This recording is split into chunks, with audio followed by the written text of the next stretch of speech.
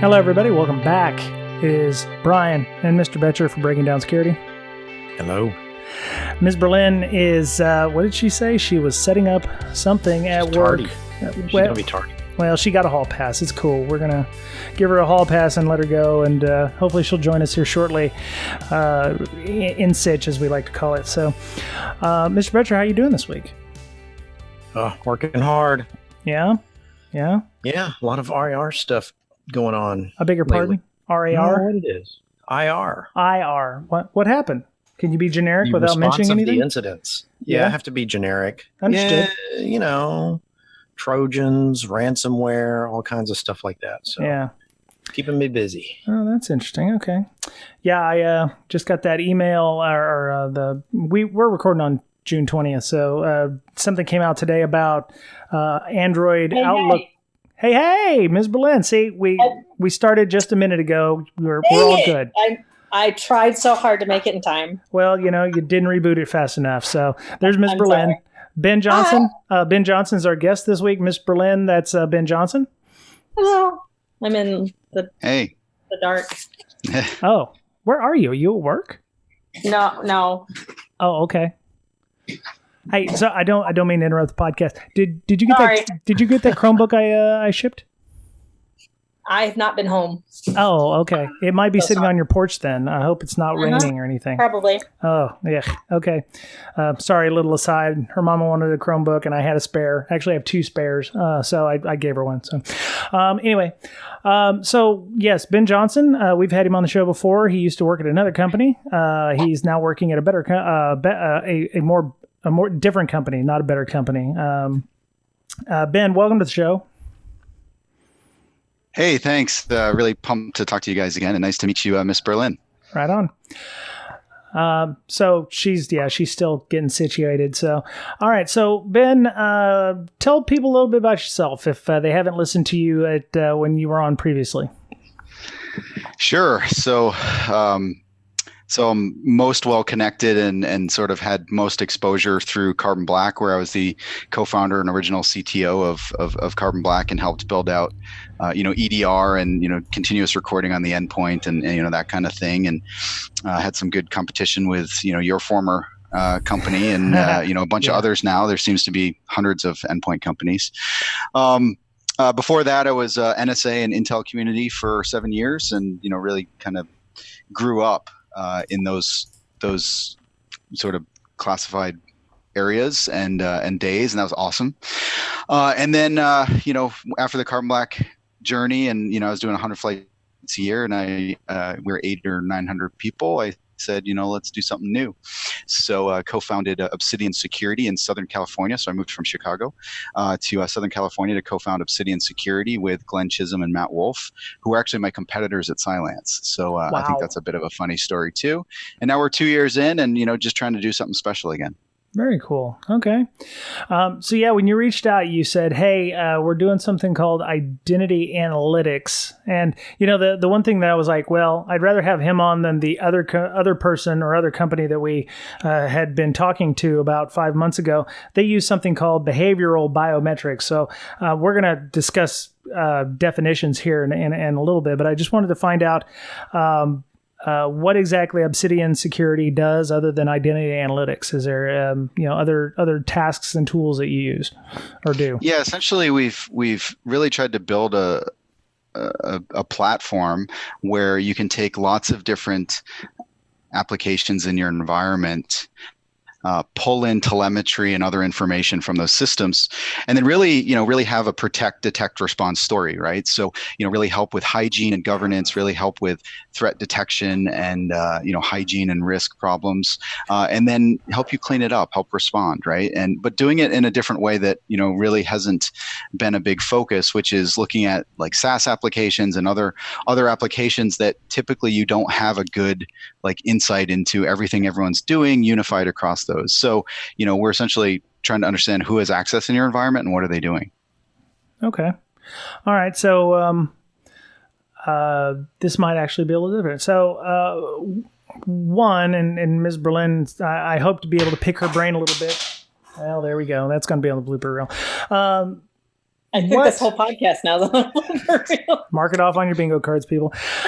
So Ms. Berlin's working a lot on the attack matrix for training and purposes. And one of the things I wanted to ask is a lot of security companies that I heard about at RSA this year were trying to show how their product aligns with items in the attack matrix. And I just wanted to find out where your company satisfies those requirements in the attack matrix. Yeah. So, first of all, I was very fortunate to hang out with the attack team early, right, when they were just starting to put it together. And immediately, I think all of us really liked it, right? Like the witnessing of real attacks, real techniques tied to different stages of the kill chain or whatever. It just made sense, right? And I think that's why it's so popular. For us, it's a little bit different because so much security has grown out of the on-prem world of, IOCs and, host names and DNS and binaries and processes and, that kind of thing. When we're looking at, how is Office 365 or Salesforce or Okta or these other tools, how are those being compromised? Or, what does essentially like privilege escalation look like in those systems, or, theft of data and stuff like that. So, I think it's actually a newer area in terms of like what are these, kind of patterns of attack, patterns of compromise, whatever you want to call them, across these services. And I have to say, I'm a bit disappointed that the community hasn't gone a little bit harder at cloud. So if you look at, the threat hunting summits and incident response conferences and things like that, the majority of the stuff is still talking about DNS and MD5s and things like that. And that's important, but it's pretty rare to see like, how do you do IR in AWS, or how do you do IR in G Suite, or, some of those things. So, I think how we map, there's a lot of, similarities, like I said, into different aspects of, kind of that kill chain, but it is kind of a new world. And I don't think we've fully defined that as a community. And so I'm hoping that we can help there. Yeah. So this isn't, you guys aren't sponsoring the show or anything. We're not trying to go, well, you guys are just one solution in this space. You just happen to be somebody we've had on before. So, we know and trust you that, it's, you're not crazy and you're just going to go on a rant. So I appreciate that. What kind of data are you trying to collect to ensure that proper access is happening? I mean, some of the stuff I was reading to prepare for this was, keystroke speed, and how hard you punch the keyboard, and how long it takes somebody to type out their password. Are you looking at those kind of metrics, or is there something else? No, so actually, so that's good stuff. We like that area, and by the way, yeah, I'm happy to talk about this in a more generic way. I go out and give talks and try to just encourage people to do it with, open source scripts and tools and APIs and stuff. So that's all good. There's this notion of AAA, like, authentication, authorization, and activity, and so much of the, I guess, sort of innovation in, you could say, identity or similar, like user type controls, has been on authentication. So you see single sign-on, you see MFA. That's great. That helps immensely. But what is a huge gap is authorization and entitlements, right? You go into any large and even small org and say, who has access right now to your systems? Like, what are your contractors doing? And they'll be, how many admins do you have? Are those admins active? And I'm guessing basically zero organizations have a great answer or a very conclusive, confident answer to those questions. And so, that's really where our focus is. Like I said, it's, I think there's ways to tackle this or approach this that doesn't necessarily involve us. Of course, I hope I get to talk to a lot of companies, but, it's really trying to figure out, like, just the enumeration of roles and privilege and entitlements, and then figuring out the activity and really trying to match those two. So, do people actually use the accounts they have? And I think the gaps often are that provisioning is done by IT or the help desk or the desktop team or whatever. They have no idea of the downstream effects. All they know is a ServiceNow ticket or whatever ticket came in and said, this manager requested that the employee has this access. So, okay, done. But then, was it appropriate and what happened? They don't know. And then if you flip it to the SecOps team, they don't really know who this user is. They see like a username and a host name or whatever, but like what privileges this person have? What other systems they have access to? Who is this? Like, why is this person related to, involved in this alert? So I think there's just a lot of gaps that are left to be kind of improved on or kind of quite frankly solved, a lot of problems to be solved that involve identity. And the reason like we chose to focus on that is because cloud is just making this such a crazy problem. Right? Like SaaS and AWS and stuff, like it's so fast to spin those up. Like, oh, you now have Slack in your org and you didn't really know that yesterday. And like, okay, now guests are in there in contract, so I think it's just kind of a mess whenever you talk to like identity teams. Right. So you've mentioned it a couple of times, and I was assuming authentication, authorization, and you mentioned entitlements. What's the difference between that and authentication and authorization? What is an entitlement versus a role or something like that? It's usually not that different. It's more like wording and semantics, but Okay. it's trying to figure out just what people have been granted, right? So you could even say grants is like sort of another term, but essentially just what entitlements do people have? What roles do they map to, and then what entitlements or permissions or privileges, right? All these different words, which is part of the confusion. What does that role have, or what does that account have, right? Or that group. So just a lot of challenges, and I think that's why, starting to apply analytics and other techniques to that to try to, really figure out like what does your population look like. Those are very interesting problems to me, and I think a lot of other people feel like there needs to be innovation in that space. Right. Okay. So Mr. Ben, isn't this more of the advanced attackers and the pen testers? The state level going after government intellectual property, things like that, and of course red team and pen tests. I mean, I guess the reason that we're not talking about this at your major security conferences that much is we're still trying to get the basic blocking and tackling here. I don't see, say, most of your malware going after domain admin right away, but I do see pen testers do that technique. So I like everything you said. I think what's changing is that when you said blocking and tackling and some of the sort of basics, for newer companies, that is cloud, right? Like the way you're getting attacked is cloud, and password stuffing, password spraying, whatever, credential stuffing, or mistakes, right? It's not just about adversarial behavior. It's, I accidentally shared this file in G Suite with the whole internet and it has very sensitive information. Or how many times do we see the S3 bucket left open and stuff like that? So I do think, and I saw a tweet I think by Dino that said 90% of cloud security is just preventing mistakes. But I think there's part of it too is and you guys could tell me in your lines of work, but when I talk to incident response firms, they're telling me that the majority of their cases are O365, business email compromise and other sort of similar attacks. So I think a lot of the attacks are moving more to cloud apps and things like that. The other thing is insider threat, right? Like, what is your team doing inside Salesforce? I don't know many teams that can answer that question. And that's just an example. And majority of people are good people and aren't doing anything, but there's just a lot of concern around that. So these are just problems we're thinking about, but I don't think it's just us. It's like the broader, kind of community and people that are managing these apps are starting to have concerns around them. Yeah. So you mentioned that before that this could be done with open source scripts and whatever, but the open source scripts, I assume you've got some integrations, like you mentioned Salesforce and you mentioned those systems. It's not overly easy to set up anything open source that would have the length and breadth of a lot of these solutions that are out there. Am I understanding that correctly?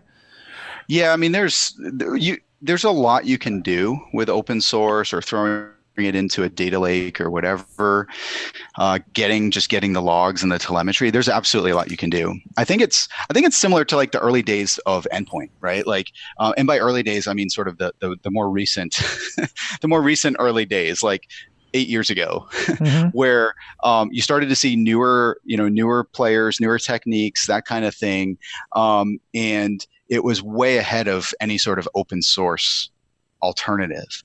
And now you're starting to see things like OS Query and all these other tools kind of pop up and really help, where they're more mature, and so you actually could potentially, use them in production or in a corporate environment. And I think a lot of companies blend that maybe with commercial endpoint solutions. So I think you'll see a similar thing. Like you're going to see companies like us and other companies, drive well ahead of what you can do on your own.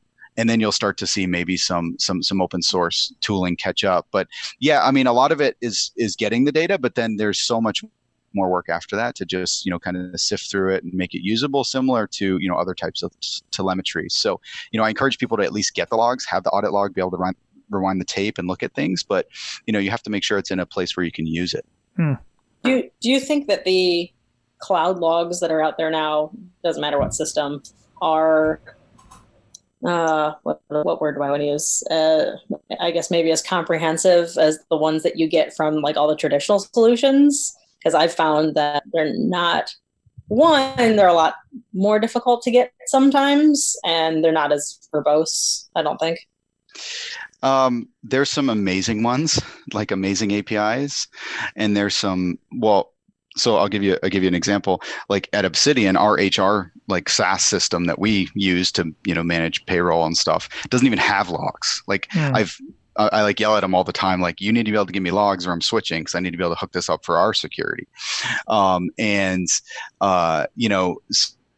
that's like the far end, like the worst end. And then the best end is, there are some systems where you connect up and they have 3 months of history and they're very well crafted, well constructed, like just the way the APIs are laid out, but then the logs within them are very rich and really try to give you good insights. And then there's a whole bunch, like there's a whole huge middle of like some people are much closer to terrible and some are closer to good. So I think it's hard to answer in general. I see a lot of on-prem old school systems that barely log anything, just like log the fact that you logged in. That's it. So, I think it's similar on the cloud world where some stuff's really mature and some stuff isn't. Yeah, I feel like as well as teaching developers how, to integrate security from the beginning, they should teach them how to do logging correctly. Yeah, I mean, I give a talk around what I call an identity creep, right? Which is basically just a sort of general kind of thought leadership type of talk where it's just trying to get people to think.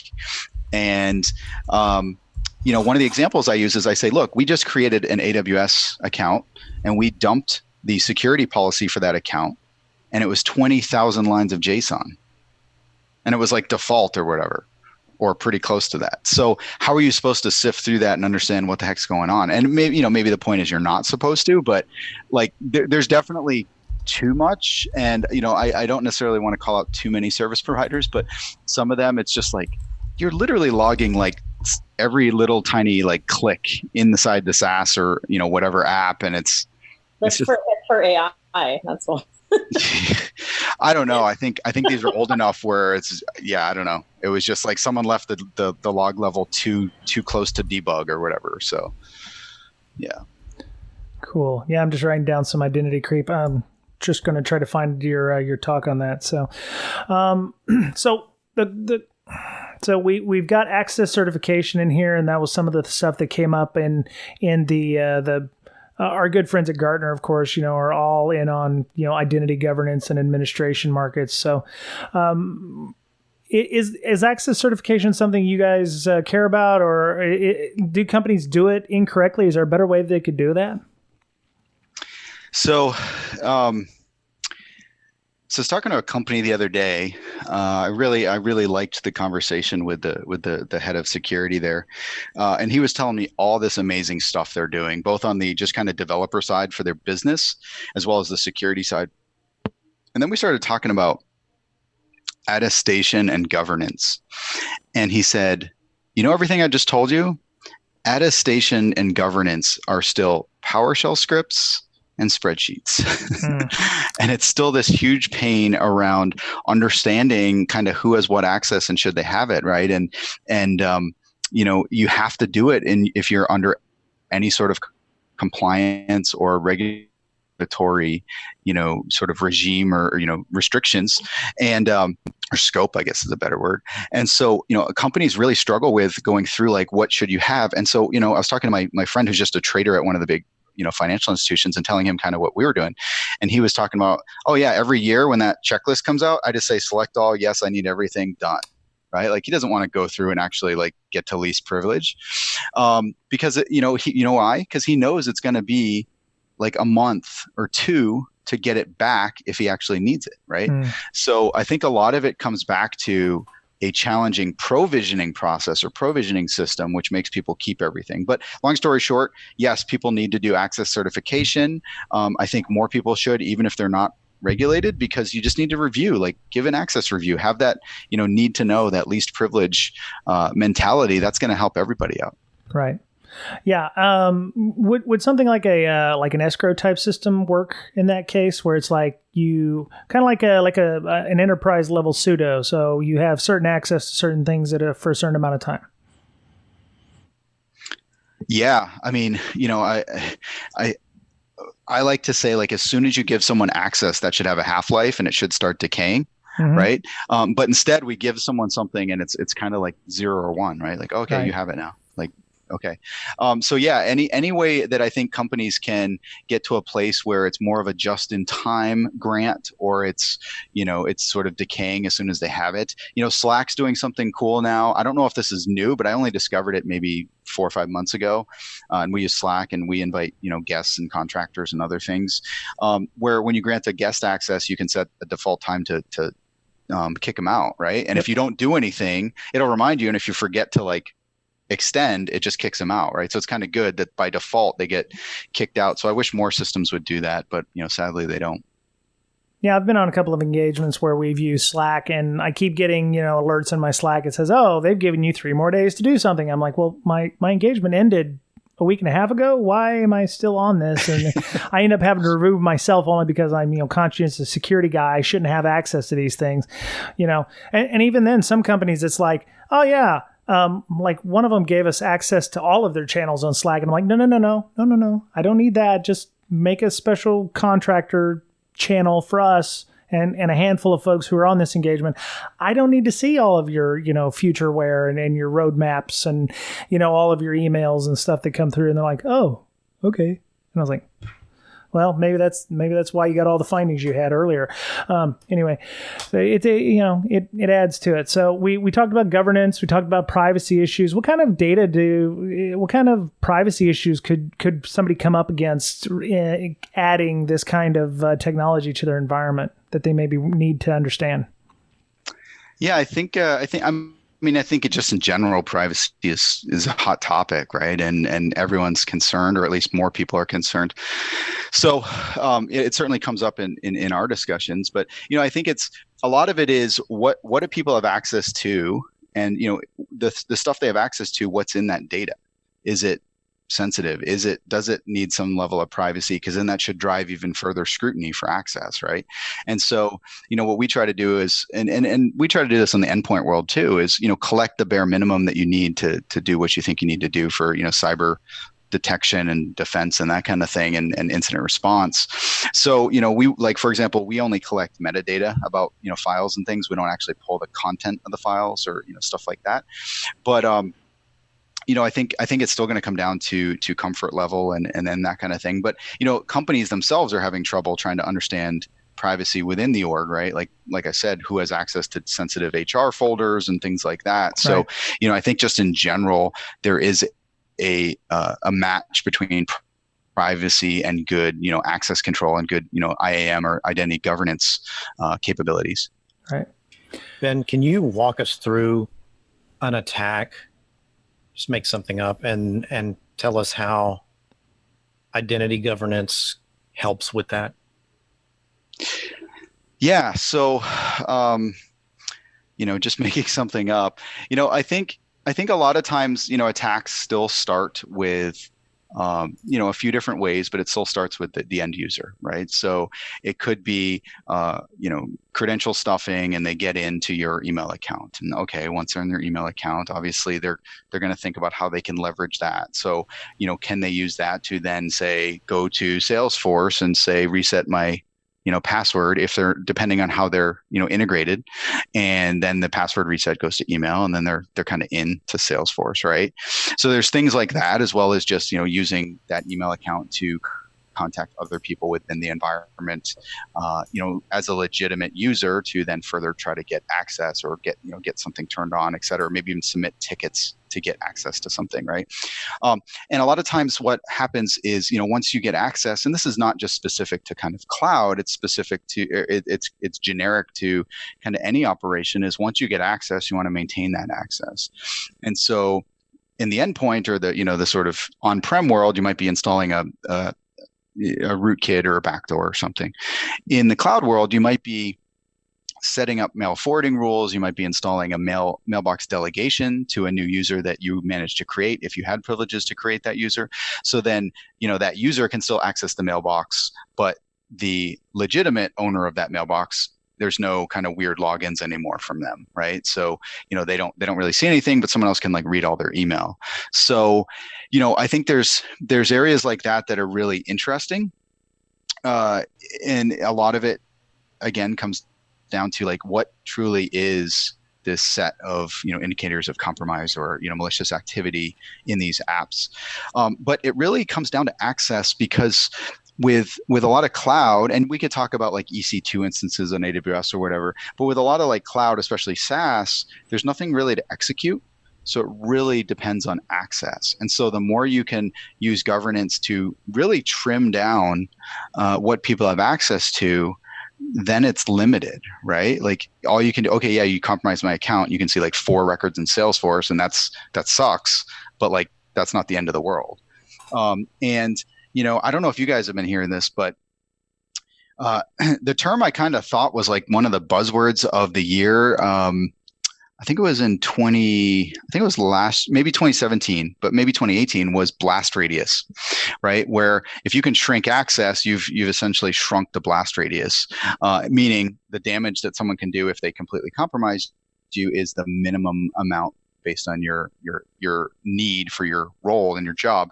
So, bringing that back to governance, the more you can help shrink that surface area or that, kind of privilege creep and get it back to what people truly need, then you at least know the damage is as minimum as possible without impacting that employee's productivity. And then, other things are you maybe do go through malware, and then once you get on someone's box, maybe you can grab a token or, do something against an API, or log into the user now that you're on the on-prem internal side, add an account to Active Directory, and then, maybe there's federation through Active Directory to log into some of these cloud apps. So there's lots of different ways that are actually not that different from on-prem attacks, but they do require much more around, accounts and access, because there's not usually anything to execute. Right. So one of the things I wanted to ask about was, where does this sit in your environment? Obviously, if you're a cloud-based company, or maybe you have a blended environment, maybe you've got some on-prem stuff, and maybe you've got something in the cloud. Where would this sit? And we talked earlier about you can do this with a couple of scripts and some SIM logs and stuff. How big a footprint are we talking for your system? Can it run in a Docker container? Can it, does it work with Kubernetes and all that stuff? I mean, tell us a little bit about where this would sit architecturally. I mean, does it integrate with your Active Directory? Does it monitor and also prevent? If it doesn't prevent, can you send alerts to your IPS to also cause blocking effects? So, just kind of give us an idea of where everything sits. Yeah. So we've taken the approach that we ourselves are a SaaS, because we feel like we do need to utilize an analytics pipeline, where you pull in a bunch of data, you're storing it, you're cleaning it up, you're doing analysis, you're doing detection, you're doing ML on it, and then the user just logs in. They don't have anything to deploy, anything to really worry about, right? And I think you see that across other places where other tools are moving to cloud-based and things like that. So yeah, for us, we've really focused on fast install. We had a 500,000 account university install the other day, and it took 5 minutes. because all they have to do is grant us a token, right? They just log in. It's like OAuth, grant us a token. And then we ourselves use things like Kubernetes and, containers and stuff, and spin those up to then go collect the data just for that one customer, right? So it's like isolated, and then, pull in the data and throw it through our pipeline. And then they can, access it via the user interface, web app or APIs and things like that. I think one of the challenges being a new vendor or a newer vendor is there's so many ways we could integrate with your tech stack, and us having to place bets on it. But, it's the normal stuff like, you can push alerts, or you could pull data from us to enrich something else and that kind of thing. And so, we've really focused on low overhead and mostly just, get up and running in a few minutes and start using it. So that makes you guys a nice juicy target, I would imagine, for a bad guy if they found you on the network, right? I mean, what kind of things are you doing to lock down the system that you have to harden yourselves against an attacker? Yeah, so I think first thing is culture, right? Like everyone here knows that we're getting some pretty interesting access and interesting customers and things like that. So we have to take security seriously. And so every engineer, even the people in the company that don't have as technical a role, are going through security training and are really thinking about what's our threat profile and that kind of thing. So there's a bunch that just starts with like buy-in from the whole business.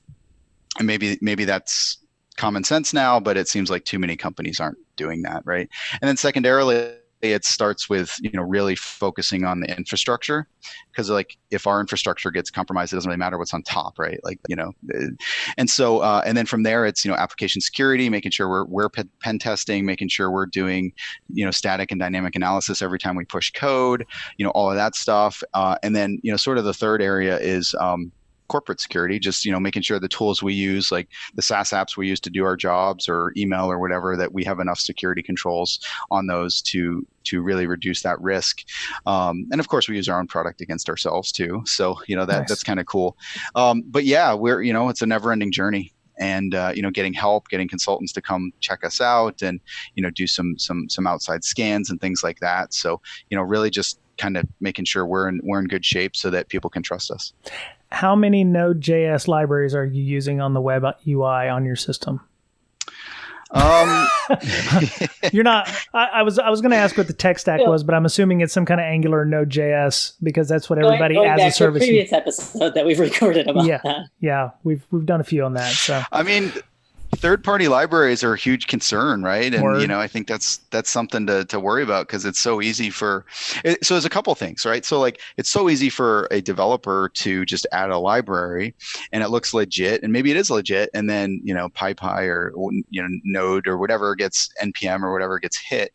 But then it's the same thing, like it's pretty amazing how many people are logging into stuff with their company addresses, right? Like if you just look at like OAuth, like, approvals in G Suite or Office 365 of, I'm going to log in, sign in with Google, sign in with Microsoft, whatever.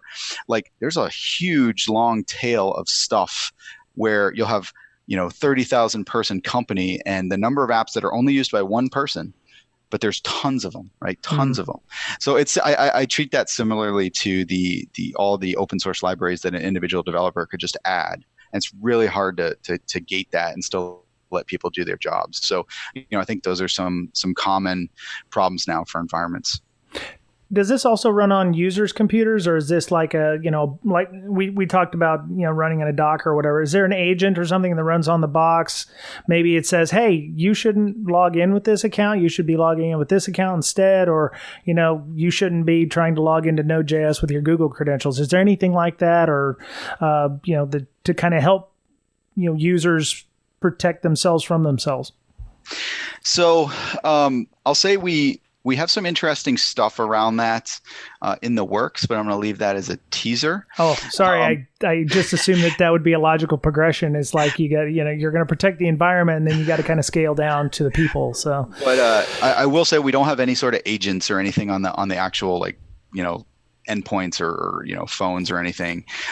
It's really kind of cloud to cloud communication and that kind of thing. So users don't have to change how they do their job, but you are trying to clean up and sort of guide them to have better hygiene and that kind of thing. So yeah, I mean, the other thing too is we get asked quite a bit, are we going to partner or integrate with, EDR, other kinds of, telemetry that's very complementary? The short answer is yes, at some point. The longer answer is, yeah, we'd have to figure out like when it makes sense to do it and, like priorities and things like that. But, for now we're really focused on the stuff that's not really well understood in your environment and in terms of the cloud apps. Right. Right. So I know your salespeople probably don't do this, but when they go in and they find out that there's, this company has 800 different roles and do they ever ask, have you guys tried paring down your roles or, doing a role audit to see if there's anything that doesn't make sense anymore? You've got nested roles inside of one another. Is there any kind of pre-wiring or, staging before you put that in? Do you ask them to go and do an audit before you actually add that? Or do you just assume that, well, if they're going to have 800 roles, they're always going to have 800 roles? No, I mean, so great question. Companies are like, please help us. And not just us, like, we have a lot of sort of cousin or sister companies now that are, we sort of friended other companies maybe we're not completely competitive with. So we're at conferences together and, sort of on panels together and stuff. And we're all kind of saying similar stories to each other, which is everyone's saying, please help me figure out which of my groups are no longer needed and where my admins are idle and, stuff like that and overprivileged users. So, I don't think it's the case where you said 800 will always be 800. I think people are desperately trying to shrink that. And it's just really a matter of like, it's pretty laborious and sort of manual, like I said, spreadsheets and PowerShell scripts to try to enumerate things. And, so if people can get help, they really seem willing to take the help. And that was the end of part 1 of our podcast with Ben Johnson from Obsidian Security. Next week, you're going to hear us talk about what it takes to start a new business, how to work with small teams, and we're going to go over some buzzwords that we all seem to enjoy, like VC and why companies need to move to Santa Clara, California, for instance. Also, you'll hear some book recommendations for us leaders and senior leadership out there to help us become better leaders. So there you go. All right. So announcements before we go. B-Sides Birmingham, Alabama is happening. It starts on,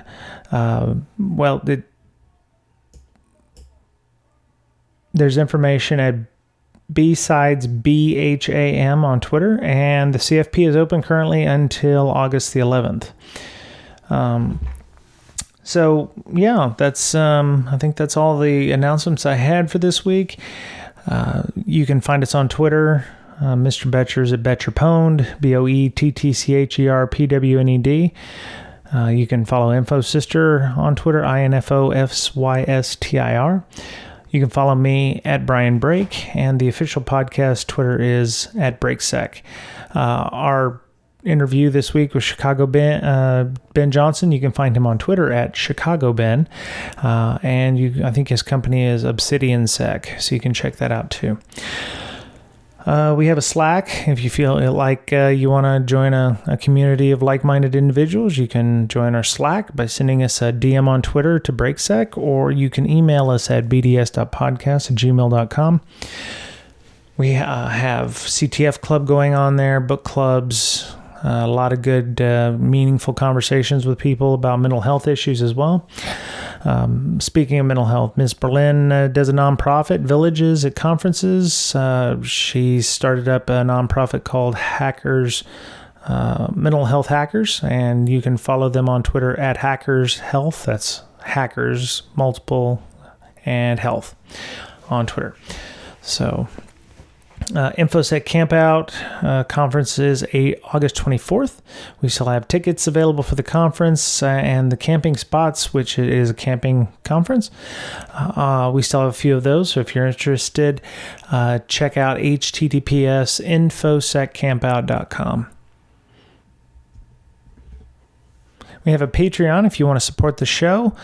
Give us a little tip jar or something. You can go to our show notes and click on that and donate as much or as little as you want. The podcast is always going to be free. It just that is used on a monthly basis to support our Zoom web conferencing that we use not only for the podcast, but for all the meetup stuff that we do on our Slack.